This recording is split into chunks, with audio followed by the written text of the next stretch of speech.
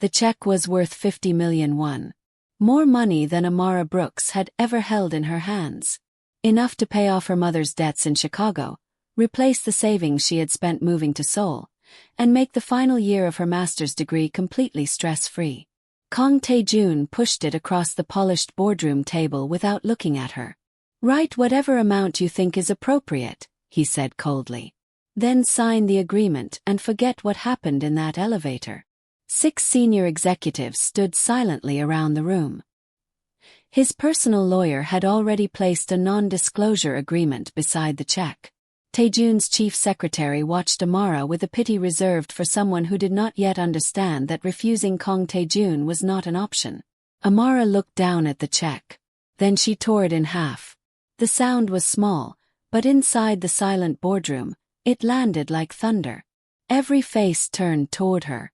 Tae-jun slowly raised his eyes. Amara placed the torn pieces in front of him. "I helped you because you couldn't breathe," she said. "Not because I wanted to be paid for seeing you afraid." No one moved. No one had ever spoken to Kang Tae-jun that way and remained standing in the same room. His expression darkened. "You have no idea who you're talking to." Amara picked up her intern identification card from the table. "Yes, I do," she replied. "You're a man who thinks money can erase every moment that makes him uncomfortable." She turned and walked toward the door. And for the first time in 12 years, the meanest billionaire in Seoul watched a woman leave without knowing how to stop her. Before we return to the moment that brought them into that boardroom, take a second to like this video, subscribe to the channel, and tell us in the comments where you are watching from. Your presence here truly matters, and it helps us continue bringing you powerful stories where dignity, courage, and love rise above wealth and power. 24 hours earlier, Amara Brooks had entered Kang Global Holdings with one goal: survive her internship. She was 25, recently arrived from Chicago, and one of only 12 international graduates selected for the company's prestigious strategic risk program. The internship offered no guarantees, but completing it could open doors at almost any multinational corporation in Asia. Amara needed those doors to open. Her mother had raised her alone while working double shifts as an emergency room nurse. Amara had grown up watching her choose which bills could wait and which ones could not. She had promised herself that one day, her mother would never have to calculate the cost of resting. That promise had carried her through scholarships, overnight jobs, rejected applications, and every person who had politely suggested she was aiming too high. Nothing in her life had prepared her for Kang Tae-jun. At 36, Tae-jun controlled an empire stretching across technology, luxury hotels, shipping, and private investment. Financial magazines praised his instincts. Business rivals called him ruthless. Employees had simpler names for him, though none dared repeat them inside company walls. Cold, cruel, impossible. He had dismissed a senior director during the man's daughter's wedding reception because an acquisition report contained the wrong figures. He once walked out of a charity gala after the host attempted to introduce him to a famous actress. When a European heiress flew to Seoul and publicly announced that she intended to marry him, Tae-jun told his assistant to arrange a return flight before she finished speaking. Women admired him. Women pursued him.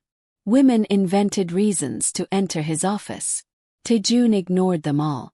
According to the rumors, he had never maintained a serious relationship. He did not flirt, explain himself, or soften his voice for anyone. He considered affection a distraction and marriage a business arrangement he had no need to make. On Amara's first morning, she saw his reputation in action. The main lobby was filled with employees when a beautifully dressed woman stepped from a private elevator carrying an expensive gift box. "Tae-jun," she called, hurrying toward him. "I waited for you at dinner last night." He continued walking. She caught his arm. Every employee nearby stopped breathing. Tae-jun looked down at her hand as though it were something unpleasant that had landed on his suit. "Remove it." The woman's confident smile disappeared. "I only wanted to speak with you. You wanted to be photographed speaking with me." Her face flushed as several employees lowered their eyes. Tae-jun pulled his arm away. "Secretary Park, Make certain she does not enter this building again. He walked past Amara without noticing her. Amara watched the humiliated woman remain frozen in the lobby. That, whispered another intern beside her, is Kang Tae-jun. Amara adjusted the strap of her bag. He seems pleasant. The intern stared at her before realizing she was joking. By 7 that evening, most of Amara's department had gone home. She remained at her desk reviewing a risk assessment report that did not make sense. A set of numbers had been repeated across 3 divisions. It could have been a careless formatting error, but the duplicated figures made one struggling subsidiary appear profitable. Amara highlighted the sections and saved a separate copy. She was heading toward the ground floor when the elevator stopped between the 38th and 39th floors. The lights flickered. Amara grabbed the handrail as the lift shuddered. Then she realized she was not alone. Kang Tae-jun stood in the opposite corner. His jacket was folded over one arm, and his tie had been loosened. He looked less like the untouchable billionaire from the lobby, and more like a tired man who had spent the day fighting invisible enemies. Amara immediately faced the doors again. The emergency lights came on. A recorded voice announced that technical assistance had been contacted. Tae-jun pressed the call button. Nothing happened. He pressed it again. His breathing changed. At first, Amara assumed he was angry. Then she noticed his fingers tightening around the jacket. His shoulders became rigid. Sweat formed near his hairline despite the cool air. Mr. Kang. I'm fine. His answer came too quickly. The elevator gave another violent shake. Tae-jun stumbled backward against the wall. His breaths became short and shallow. Amara recognized the signs immediately. She had seen her mother guide frightened patients through similar episodes. You need to slow your breathing. I said I'm fine. No, you said the words. Your body disagrees. His eyes snapped toward her. Even while struggling for air, he managed to look dangerous. Do not come closer. Amara stayed where she was. Then focus on my voice. I don't need your help. You're right. You need oxygen. At the moment, my voice is the easiest way to help you get it. Tae-jun stared at her as though deciding whether to fire her from inside the elevator. Amara inhaled slowly. Breathe in while I count to 4. He resisted. She counted anyway. 1, 2, 3, 4. His first attempt failed. She began again. This time he followed. Minutes passed before his breathing finally steadied. When the elevator restarted, Tae-jun immediately straightened his shirt and rebuilt the cold expression he wore like armor. The doors opened onto the executive floor. 3 security officers and Secretary Park were waiting outside. Amara stepped forward first, blocking their view of Tae-jun long enough for him to compose himself completely. She did not announce what had happened. She did not look back. She simply walked away. The following morning, an urgent message summoned her to the executive boardroom. Amara entered to find Tae-jun seated at the head of the table with his lawyer, secretary, and several executives. A cheque waited in front of him. Tae-jun did not thank her. He did not ask whether she was all right. He merely pushed the money toward her and ordered her to forget what she had witnessed. Now, as Amara walked out after tearing the cheque in half, Tae-jun remained unnaturally still. Secretary Park cleared his throat. Should I have security stop her? No. Should human resources terminate her internship? Tae-jun looked at the torn cheque. Every woman he had known wanted access to something he possessed. His name, his attention, his influence, or his money. Amara Brooks had been offered more money than an intern could earn in several years. She had destroyed it without hesitation. Find out everything about her, Tae-jun said. Secretary Park paused. Everything. Why she came to Seoul. Who recommended her. What she wants from this company. And if she truly wants nothing from you. Tae-jun's gaze moved toward the closed door through which Amara had disappeared. For reasons he could not explain, that possibility disturbed him more than blackmail would have. Everyone wants something, he said. But as the words left his mouth, Kang Tae-jun realized he was no longer certain they were true. By the time Amara returned to the 31st floor, everyone already knew.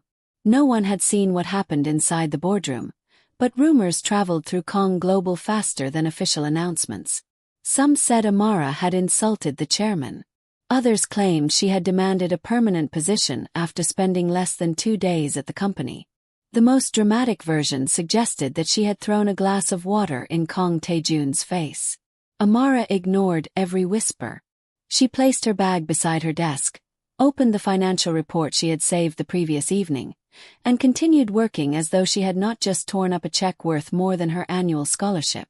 Her supervisor, Director Choi Min-suk, appeared beside her desk 30 minutes later. He was a narrow-faced man in his late 40s who spoke to interns as though every word cost him money. "Conference room," he said. "Now." Amara followed him through rows of employees who pretended not to watch. Inside the small room, Choi closed the door. "What did you do?" "I declined an offer."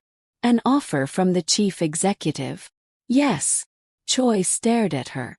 "Do you understand how many people would sacrifice their careers just to sit in the same room with Kang Tae-jun? That sounds like a poor career strategy." "This is not Chicago, Ms. Brooks." "I'm aware. The signs are in Korean." His jaw tightened. Amara had learned early that some people interpreted calmness as disrespect when it came from someone they expected to intimidate. Choi leaned toward her. "You are here because this company agreed to give an international student an opportunity. Do not mistake that opportunity for importance." Amara held his gaze. "I don't." "Good. Then remain invisible." He opened the door and dismissed her. But remaining invisible became impossible. That afternoon, Tae-jun entered the 31st floor. The entire department rose at once. Conversations stopped. Keyboards became silent. Even the air seemed to straighten itself around him. Tae-jun rarely visited departments below the executive floors.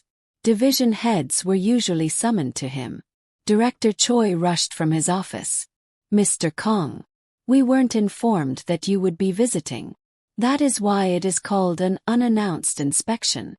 Tae-jun walked past him. His eyes moved across the department and stopped briefly on Amara. She did not stand any straighter. She did not smile. She returned her attention to her screen. That irritated him more than it should have. Tae-jun entered the glass conference room with Director Choi and requested the quarterly risk projections. While Choi delivered a nervous presentation, Tae-jun watched the department through the transparent wall. Amara continued working. She did not glance toward him even once. Most employees measured their movements when he entered a room. They adjusted their clothes, lowered their voices, and tried desperately to appear useful. Amara behaved as though his presence had no effect on gravity. After the meeting, Tae-jun stopped beside her desk. Every person nearby became intensely interested in their computer. "Ms. Brooks." Amara looked up. "Mr. Kang." No apology. No fear. No reference to the check. Tae-jun placed a thin folder beside her keyboard. "Review this." Director Choi stepped forward. "Sir, that account belongs to the senior risk team." "I know." Amara opened the folder. It contained projections for the acquisition of Myeongjin Logistics, a struggling shipping company Kang Global planned to purchase within 3 weeks. "When do you need my assessment?" she asked. "Before you leave today." Choi looked horrified. The file contained hundreds of pages of balance sheets, insurance liabilities, cargo records, and regulatory reports. An experienced analyst would need several days to review it properly. Tae-jun expected her to protest. She did not. "Understood," Amara said. He walked away before his expression could reveal his disappointment. For the next 6 hours, Amara studied the documents. Employees packed their belongings and left. Lights switched off across the department until only her desk remained illuminated. At 10:15, she entered the executive elevator carrying the file and a handwritten summary. Secretary Park met her on the top floor. Mr. Kang did not expect you to finish. I suspected that. You could have requested more time. I could have.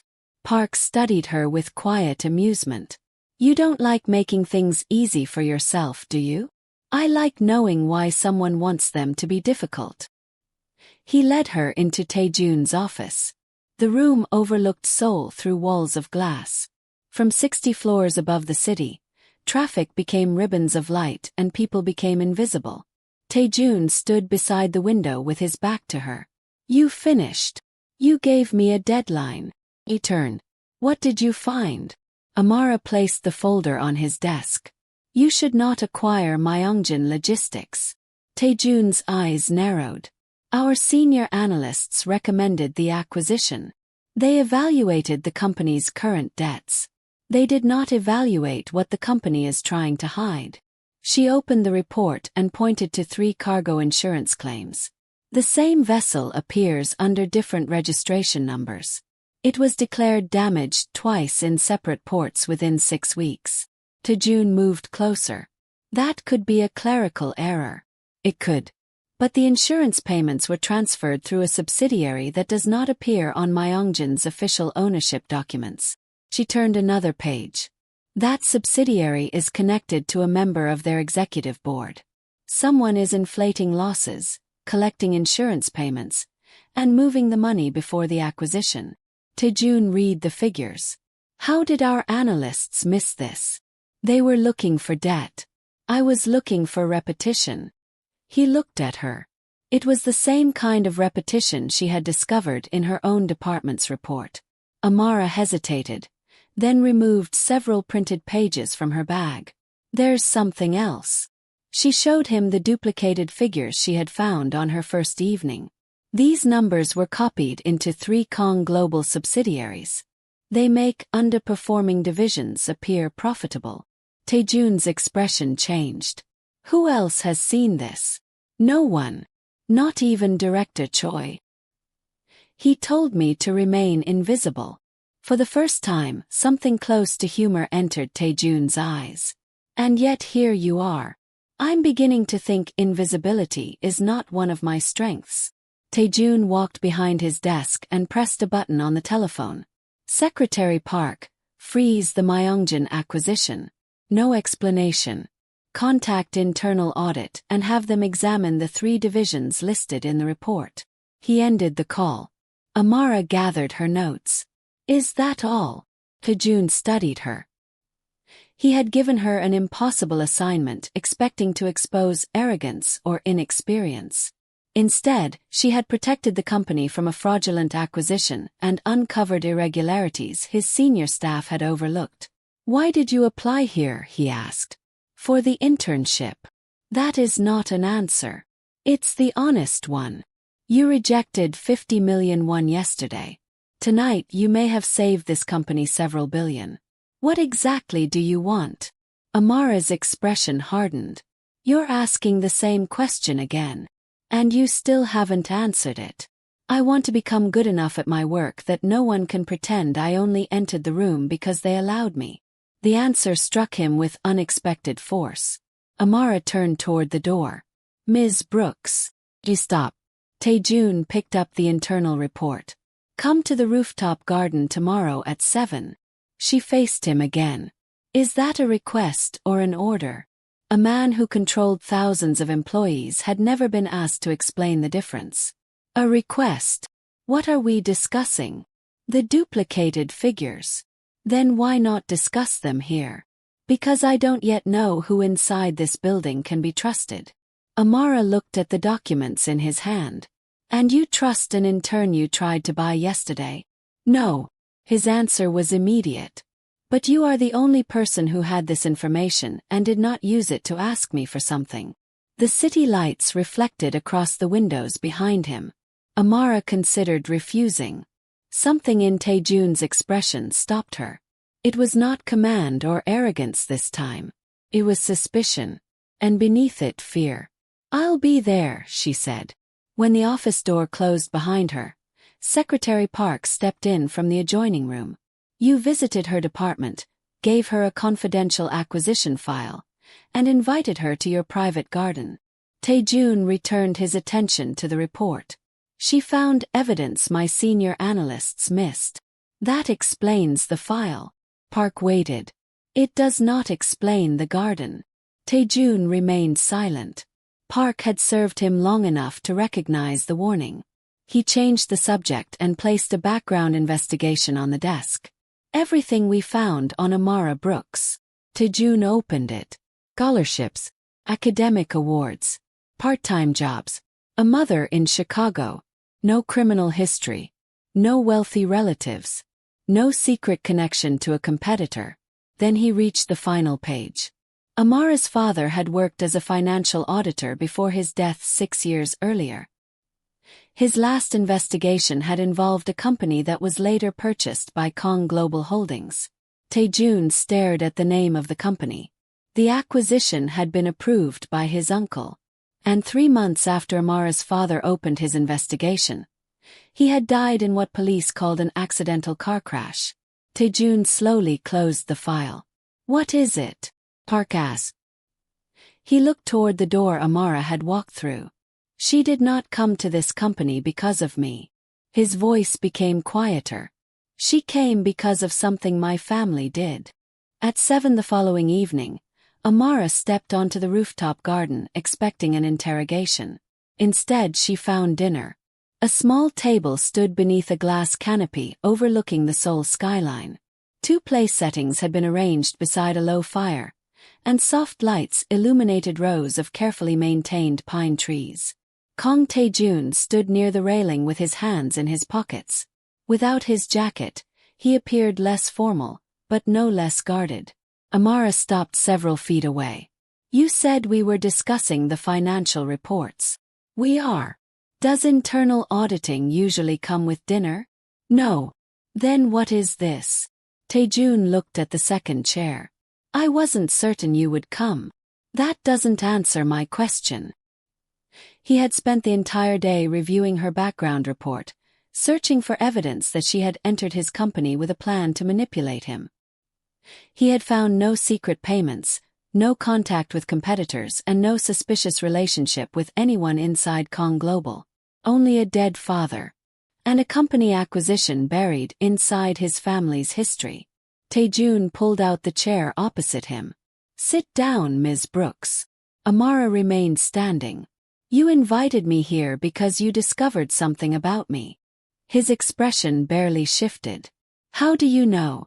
Because yesterday you thought I was an intern who refused your money. Today, you're looking at me as if I'm carrying a weapon. Tae-jun released the chair. Your father investigated Daeyoung Financial Services 6 years ago. Amara's face changed. The evening breeze moved through her curls as the warmth left her eyes. So you had me investigated. You entered my company and uncovered suspicious transactions within 48 hours. You asked me to review them. I also discovered that Daeyoung was purchased by Kang Global shortly after your father began investigating it. And now you think I came here for revenge.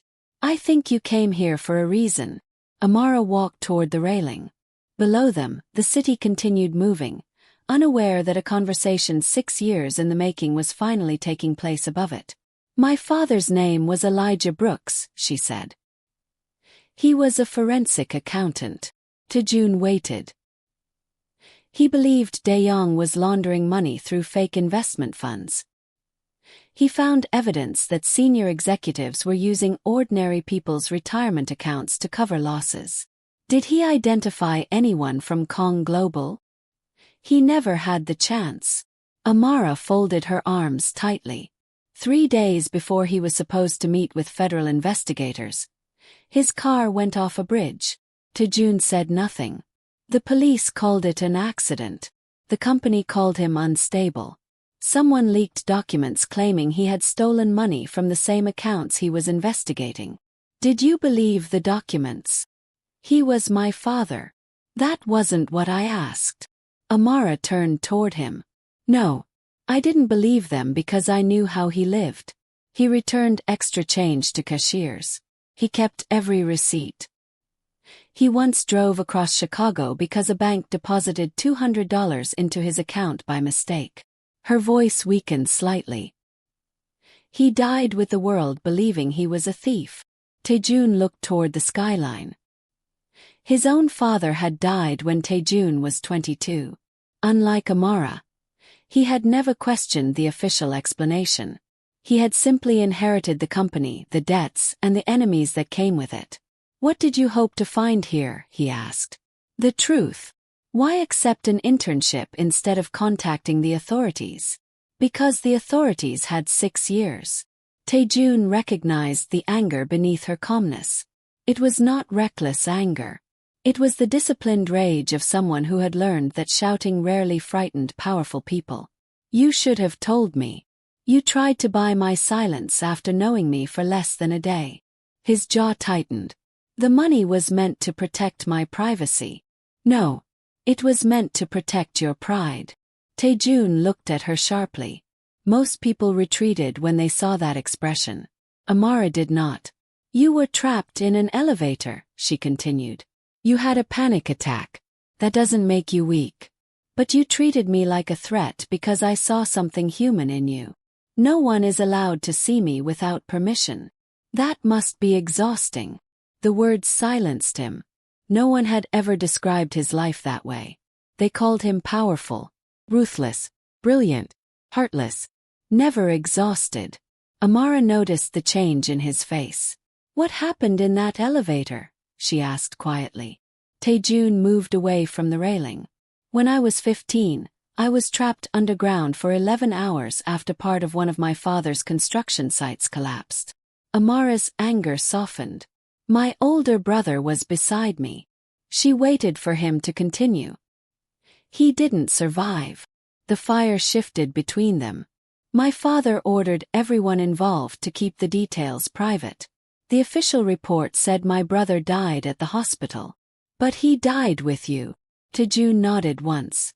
"Afterward, my father told me fear was a luxury our family could not afford. So I learned to hide it. And when someone sees it, I remove the problem. That's why you offered me money." "Yes." It was the first honest answer he had given her. Amara finally sat at the table. For nearly an hour, neither of them mentioned the investigation. They spoke about Chicago, Seoul, the pressure of carrying family expectations, and the loneliness of entering rooms where everyone had already decided who they were. Tae-jun asked about Amara's mother. Amara asked why his rooftop garden was empty despite being built for entertaining. "I don't invite people here," he admitted. "Then why invite me?" He looked at her across the table. "Because you refused me." Amara raised an eyebrow. "That sounds dangerously close to wounded pride." "At first it was. And now?" Tae-jun searched for an answer that would not surrender too much. "Now I want to know whether you are as honest as you pretend to be." Amara leaned back. "I don't pretend to be honest. I choose when people deserve the truth." Before Tae-jun could respond, the rooftop door opened. A tall Korean woman entered wearing a white designer suit and a diamond necklace that caught the garden lights. Secretary Park followed behind her with an apologetic expression. "Mr. Kang, I told Ms. Yoon that you were unavailable." Yoon Seo-rin ignored him. At 33, she was the only daughter of the chairman of Yoon Capital, one of Kang Global's largest investors. Her family had expected her to marry Tae-jun since they were teenagers. Seo-rin looked at the dinner table. Then she looked at Amara. "So the rumors are true." Tae-jun stood. "What rumors?"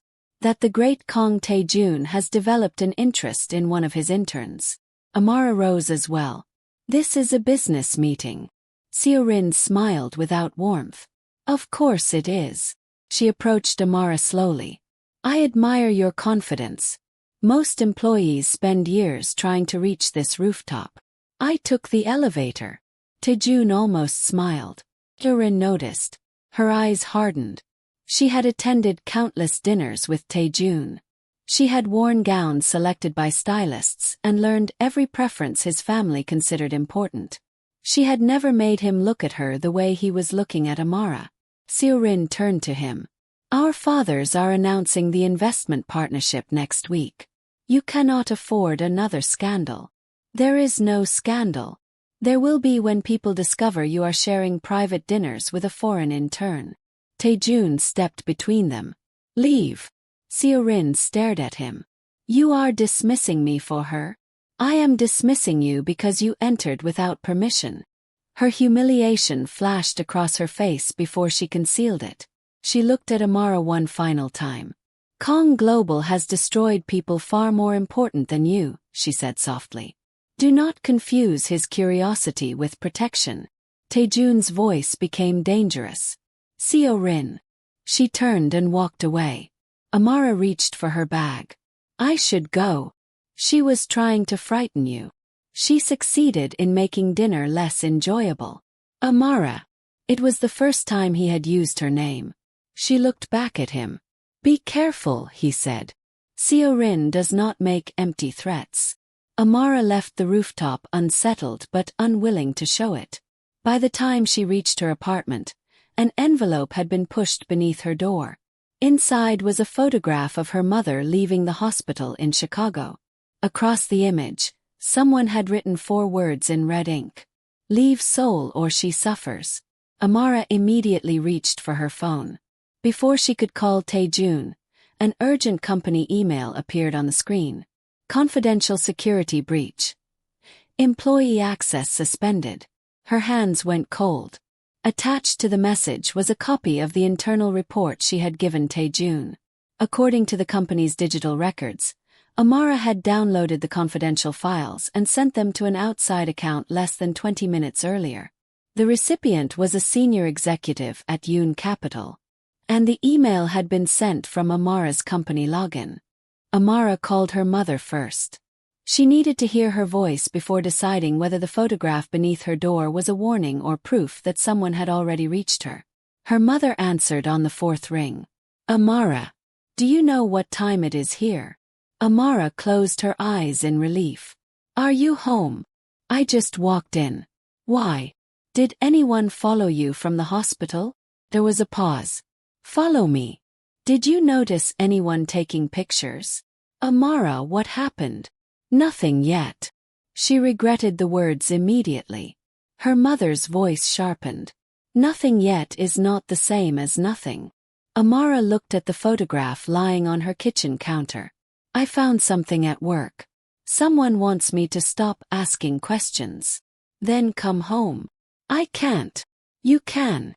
If I leave now, they'll erase everything my father died trying to prove. Her mother became silent. For 6 years, they had avoided discussing Elijah Brooks's final investigation. His name had become a wound neither of them knew how to touch without reopening it. When her mother spoke again, her voice was quieter. Your father thought truth would protect him. I know. It didn't. No, Amara said. But fear protected the people who destroyed him. She asked her mother to stay with a trusted colleague for the next few days and not to follow her usual routine. Then she forwarded the photograph to a secure account and placed the original inside a folder with her father's documents. She had just finished when someone knocked on her door. 3 hard knocks. Amara checked the security screen. Secretary Park stood in the hallway with 2 members of Kang Global's security team. She opened the door but kept the chain fastened. What do you want? Park looked uncomfortable. Mr. Kang has requested your immediate presence. My company access has been suspended. This is not a request from Human Resources. No. It's a command from the man who recently discovered the word request. Park lowered his voice. The evidence appears serious. Then the evidence can wait until morning. He believes the leak may be connected to the irregular transactions you found. Amara stared at him. Does he believe I sent it? Park did not answer. That was answer enough. 20 minutes later, Amara entered Tae-jun's private office. The warmth she had seen in the rooftop garden was gone. He stood behind his desk in a dark suit, surrounded by printed emails, security records, and computer access logs. Director Choi occupied one corner of the room. Seo-rin stood near the windows, looking composed enough to suggest she had been expecting this moment. Amara immediately understood. This was not an investigation. It was a performance. Tae-jun placed a document on the desk. Your login accessed the restricted server at 9:43. I was on the rooftop with you. The file was transmitted from your assigned laptop. My laptop was in my department. Director Choi stepped forward. Which is why employees are instructed never to leave their devices unsecured. Amara looked at him. My laptop requires a fingerprint and a password. The security team found both used successfully. Then someone copied my fingerprint. Seo-rin gave a quiet laugh. That is an impressive theory. Amara turned toward her. So is the idea that I would steal a confidential report and send it to your company using an email address bearing your executive's real name. Seo-rin's smile faded. Amara faced Tae-jun again. Did you bring me here to ask what happened, or have you already decided? Tae-jun wanted to believe her. That was the problem. Every instinct that had kept him alive in business warned him that wanting to believe someone was precisely when he was most vulnerable. The timing was too convenient. Amara had entered the company searching for evidence against his family. She had accessed files beyond her internship clearance. Now confidential information had been sent to an outside investor. You lied about why you joined Kang Global, he said. I withheld personal information from a man who had me investigated. You came here because of your father. Yes. You discovered financial irregularities connected to his death. Yes. And then those records were transmitted to Yoon Capital using your account. While I was sitting across from you. You could have scheduled the transfer. Amara stared at him.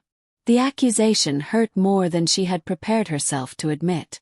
Seo-rin watched them carefully, searching for the exact moment their fragile connection broke. Tae-jun continued. Tell me where the original files are. I gave them to you. Your father must have kept copies of his evidence. He did. Director Choi shifted slightly. Amara noticed. It was a tiny movement, but she had spent her career studying patterns other people ignored. Tae-jun leaned forward. Where are they? Somewhere your family cannot reach. His expression hardened. That sounds like a threat. It sounds like experience. Tae-jun opened a drawer and removed another check. This one was blank. Beside it he placed a termination agreement. Sign this. Surrender every document connected to Daeyong Financial Services, and the company will not pursue criminal charges. Amara looked down at the check. For a moment, neither of them moved. Then she laughed. It was not amusement. It was disbelief wrapped around disappointment. You still haven't learned anything. This is not about pride. It has always been about pride. I am giving you a way out. No. You're paying me to make your fear feel reasonable. She pushed the check back toward him. Refusing your money was easy, Tae-jun. It was the first time she had spoken his name without formality. Trusting you was the mistake. Something broke behind his expression, but Amara was too hurt to care. She removed her company badge and placed it on the desk. Then she looked at Seo-rin. You made one mistake. Seo-rin raised an eyebrow. What mistake? You were too eager to watch. Amara turned to Director Choi. And you looked frightened when he asked about my father's files. Choi's face tightened. Jun noticed. But before he could speak, Amara walked out. She did not cry until the elevator doors closed. By midnight, her apartment had been broken into. The lock was undamaged. Nothing valuable had been taken. Her laptop remained on the desk, her jewelry was untouched, and the small amount of cash in her drawer was still there. Only one thing was missing. The folder containing her father's investigation. Or rather, the folder the intruder believed contained it. Amara had replaced the original documents with copies before leaving for Tae-jun's office. Hidden inside the false folder was a tracking device. She opened her laptop and watched the signal moving across Seoul. Whoever had taken the documents was heading back toward Kang Global. Amara called the police, but she did not tell them about the tracker. She had already seen how quickly powerful companies could influence official investigations. Instead, she contacted someone her father had trusted, a retired federal investigator named Marcus Reed, now working as an independent fraud consultant. She sent him copies of the leaked transactions, the photograph of her mother, and the tracker's location. His response arrived minutes later. The shell company receiving the stolen retirement funds was registered through a law firm connected to Kang Song-ho, Tae-jun's uncle, vice chairman of Kang Global Holdings, and the man who had approved the purchase of Daeyoung after Elijah Brooks died. At the same time, Tae-jun sat alone in his office replaying the security footage. The camera outside Amara's department showed no one approaching her desk. Too perfect. He ordered Secretary Park to retrieve raw footage from the building's backup server. The original recording told a different story. For 12 seconds the camera had been disabled. When it returned, Director Choi was walking away from Amara's workstation. Tae-jun's face became still. "Bring him to me." "He left the building 20 minutes ago," Park replied. "Find him." Park hesitated. "There's something else." He placed a forensic report on the desk. The fingerprint used on Amara's laptop had been lifted from the glass she used during a departmental meeting. Security footage showed Choi collecting it after she left. The transfer had not been sent to Yoon Capital's actual server. It had been sent to a duplicate address created 48 hours earlier. The registration fee had been paid by an assistant working for Seo-rin. Tae-jun immediately called her. Her phone was switched off. He looked toward the termination agreement Amara had refused to sign. For years, Tae-jun had believed distrust made him impossible to betray. Now he understood that distrust had simply taught his enemies how to make him betray the right person first. Secretary Park's phone rang. He answered, listened, and slowly lowered it. "Director Choi has been found." "Where?" "Unconscious in his car. Someone tried to make it look like suicide." "Is he alive?" "Barely." Before losing consciousness, he told the paramedic one name. Tae-jun already knew it. "My uncle." Park nodded. Then the television mounted on the office wall interrupted its scheduled programming. A breaking news report appeared. Black American intern arrested in Kang Global espionage scandal. Live footage showed Amara outside Seoul's International Investment Forum, surrounded by reporters and police officers. Someone had placed her father's stolen documents inside her hotel conference bag.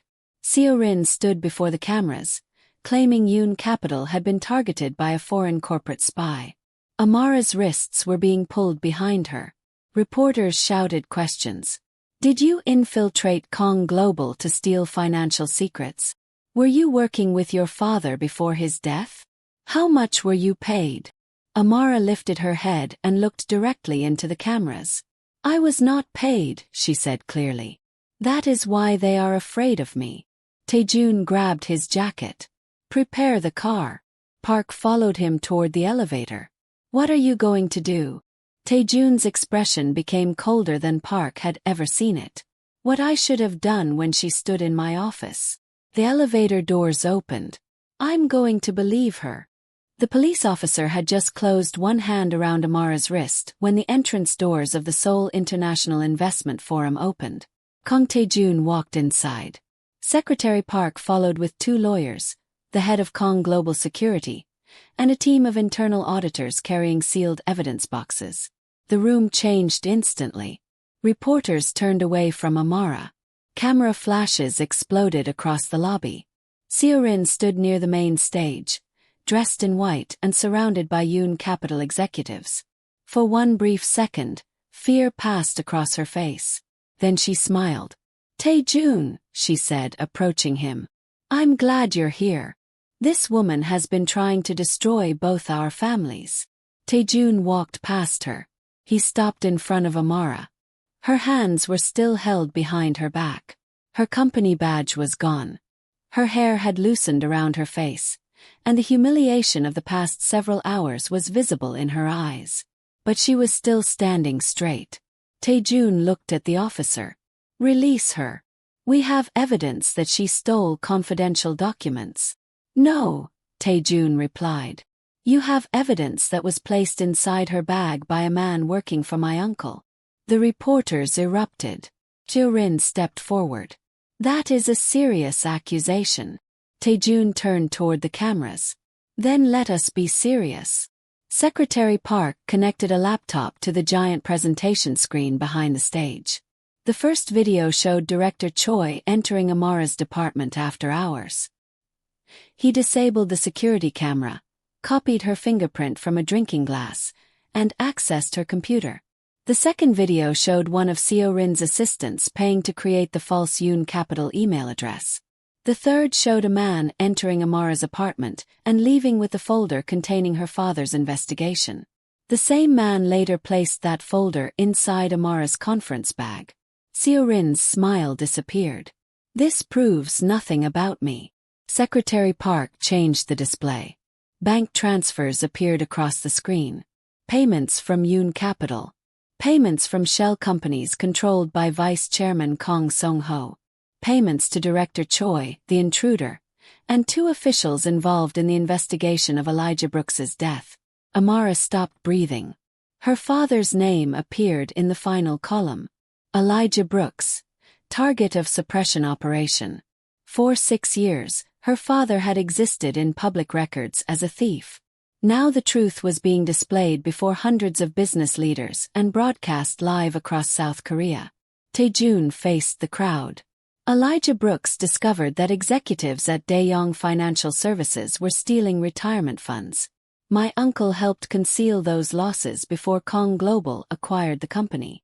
Vice Chairman Kang Song-ho attempted to leave through a side entrance. Police officers blocked his path. Tae-jun continued. When Mr. Brooks refused money in exchange for his silence, my uncle arranged the car crash that killed him. He then destroyed the man's reputation so no one would investigate his evidence. Amara looked at Song-ho.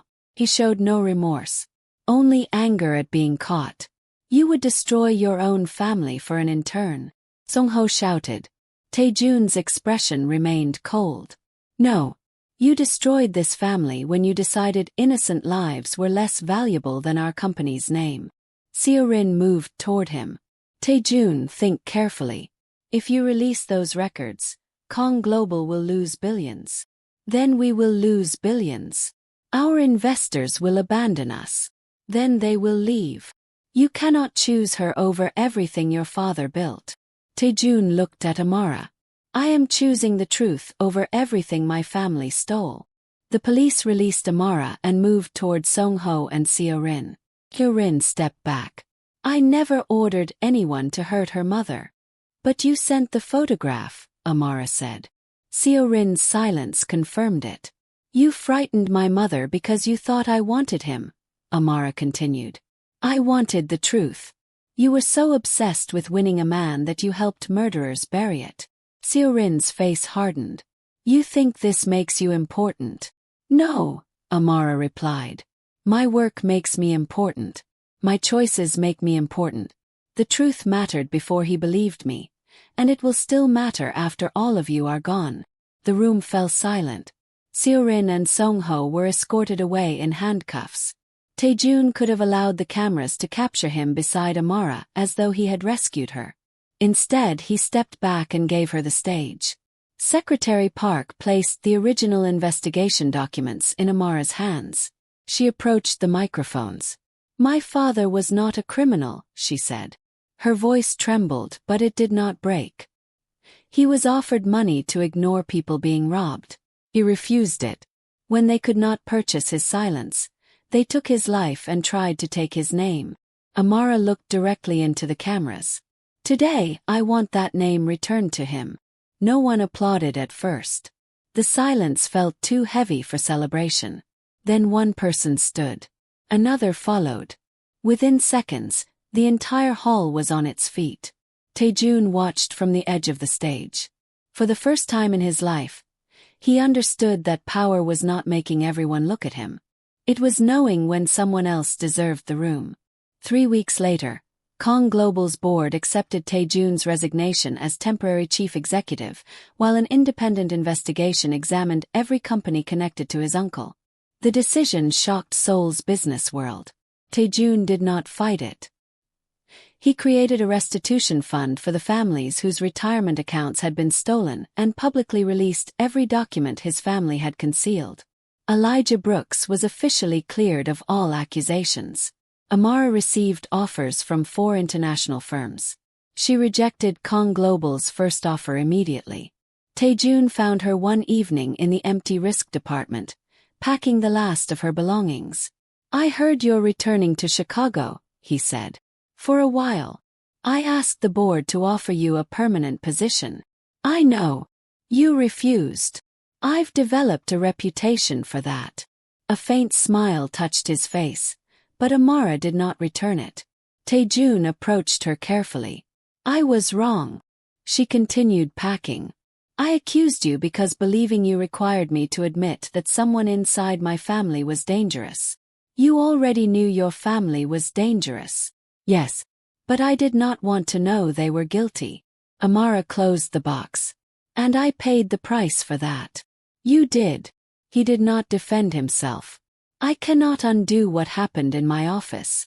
I cannot buy back your trust, and I will not insult you by trying." Amara finally looked at him. "What do you want from me?" "Nothing." She studied his face. It was the same answer that had once seemed impossible to him. Tae-jun placed a folder on the desk. Inside was a proposal for an independent international financial ethics institute. It would investigate corporate fraud, protect whistleblowers, and provide legal support to families targeted by powerful companies. Amara's name appeared on the first page as founding director. The institute would not belong to Kang Global. Tae-jun would provide initial funding but hold no position, voting power, or authority over its decisions. "This is not a job offer," he said. "It is the return of something my family took from yours." Amara read the document slowly. "And what happens if I disagree with you?" "You probably will." "What happens if I investigate Kang Global?" "I give you access." "What happens if I refuse this too?" "Then I respect your answer." Amara closed the folder. For the first time since the scandal began, she saw no transaction hidden inside his words. Only a man attempting to become someone whose apology did not come with a price. "I'm still angry with you," she said. "You should be. I don't trust you. I know. And I'm not becoming your secret rooftop dinner. I would never ask you to." Amara watched him for several seconds. "Dinner," she said at last. "In a public restaurant. No private floors, no security clearing the room, and no check waiting at the end." Tae-jun's expression softened. "Is that a request?" "It is." "Then I accept." As they walked toward the elevator, Amara's phone vibrated. Marcus Reed had sent her one final recovered document from her father's encrypted files. It was an old photograph. Amara Brooks stood beside Tae-jun's father outside Daeong Financial Services. Between them was a younger Kang Song-ho.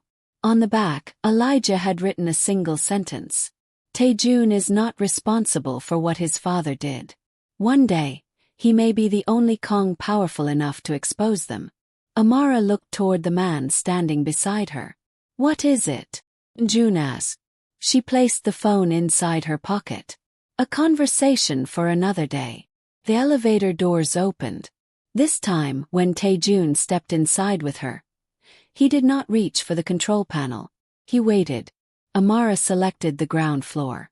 And as the elevator descended through the empire that had once tried to purchase her silence, Kang Tae-jun understood why she had been the first woman he could not ignore. It was not because she had refused his money. It was because she had never needed his wealth to know her own worth.